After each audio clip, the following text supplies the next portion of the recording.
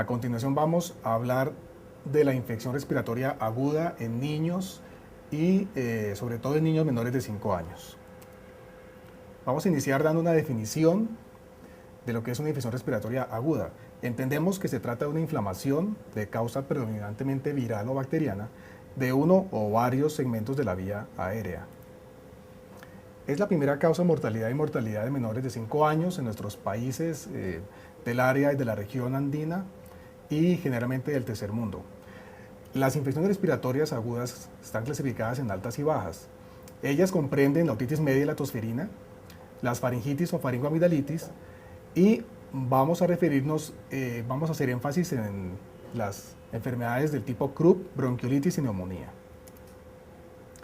Haciendo un pequeño recuento a manera de introducción, sabemos, de acuerdo a las últimas informaciones que nos han llegado de la Secretaría de Salud en Bogotá, que a 2008 se habían reportado 37.000 casos atendidos en las salas ERA en los servicios de urgencia, y de acuerdo al sistema de vigilancia y control de la Secretaría de Salud, se habían confirmado 703.667 casos, de los cuales el 42% correspondían a menores de 5 años. En cuanto a la enfermedad similar a la influenza y lo que se trata de enfermedad respiratoria aguda y grave, se habían reportado 2.405 casos.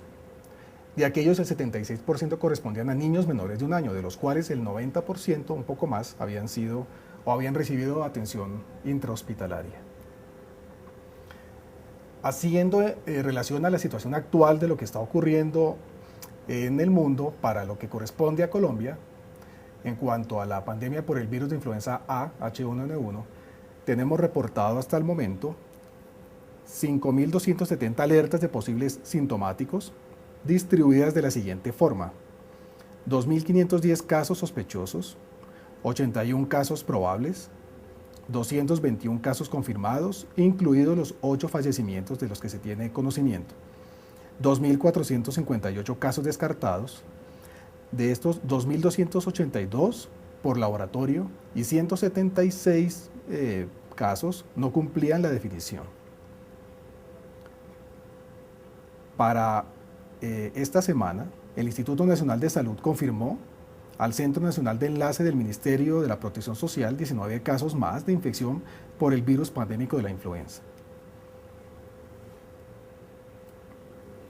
El Ministerio expide una nueva circular el 17 de julio de este año, la circular número 048, que actualiza las directrices para la vigilancia y medidas de salud pública para el manejo de casos con infección por virus pandémico H1N1. La circular recoge las últimas recomendaciones de la OPS y OMS en cuanto a definiciones de caso y estrategias de vigilancia del curso de la pandemia en el país, y es el producto del consenso de los expertos de la Asociación Colombiana de Infectología, el Instituto Nacional de Salud y el INVIMA. Los invitamos a que las consulten en sus centros respectivos. Para Bogotá teníamos en 2008 un 66.8% de casos confirmados para enfermedad por virus sincicial respiratorio. Teníamos el para influenza 3 casi un 14%, adenovirus casi un 10%, para influenza 2 el 4.2% y apenas habían reportado de influenza A 3.1%. En febrero de 2008 se había observado un incremento de la circulación viral, y esto se debe a que ya empieza la época escolar, los niños entran al colegio y entran al jardín, para tener un pico máximo en abril, como se espera casi siempre en el año, pero esta vez con un marcado predominio del virus sincicial respiratorio. En lo que llevamos acumulado de 2009, y hemos tenido información de la Secretaría de Salud, para virus sincicial respiratorio teníamos un acumulado ya del 58.3%. Esto significa que de todas maneras siguen prevaleciendo los virus estacionales en nuestra área. En 2008, de enero a octubre, habíamos tenido una mortalidad de menores de 5 años de 77 casos confirmados por neumonía, que esto corresponde más o menos a un 13 por 100.000 menores de 5 años, y en 2007 se habían reportado 79 casos. Podríamos observar que hay una leve disminución de la mortalidad, pero la morbilidad sigue aumentando. Tenemos una morbilidad entonces de 214 niños por 1.000 y en aumento. La mortalidad es de un 40 por 100.000, pero ha venido disminuyendo, lo cual demuestra de alguna manera el impacto que han dejado las medidas de protección y prevención. Los signos y síntomas siguen siendo los mismos que se han difundido, que corresponden a tos o fiebre en grados variables, igual que una dificultad respiratoria en grado variable, secreción nasal, dolor de garganta y dolor de oídos. También conocidos estos síntomas como coriza. Bien, en cuanto a etiología viral, hemos reconocido los rinovirus, el influenza A y B en pocas proporciones, el virus sincitial respiratorio que está disparado en nuestra área en los últimos años, los virus de parainfluenza 1, 2 y 3, y como veremos el parainfluenza 3 es altamente virulento, y en menos proporción el adenovirus, que también es un virus que produce enfermedad grave. En cuanto a etiología bacteriana, continuamos observando el neumococo en primera instancia y el Haemophilus influenza en áreas donde la cobertura por vacunación no es muy alta. El estafilococo aureus sigue presentando patología en estos niños, pero en menor cantidad, y se trata más de los casos complicados que son menos frecuentes. La epidemiología es similar en todo el mundo en cuanto a incidencia. Sigue siendo más severa en países pobres. Se tratan de enfermedades que predominan en áreas urbanas y no tanto en el campo, y observamos que los niños menores de 5 años, cada año de su vida pueden presentar de 2 a 6 episodios virales por año, y esto es una condición normal para cualquier niño. Sabemos que la transmisión de este tipo de infección respiratoria es por contacto directo. De acuerdo al tipo de virus, el periodo de incubación puede ir de 1 a 14 días de acuerdo a los virus que estamos contemplando. El periodo de contagiosidad puede ir desde un día antes del inicio de los síntomas en casos sospechosos hasta 5 días después. Sabemos que el 25% de la mortalidad la encontramos en los menores de 2 meses, que sigue siendo una población vulnerable.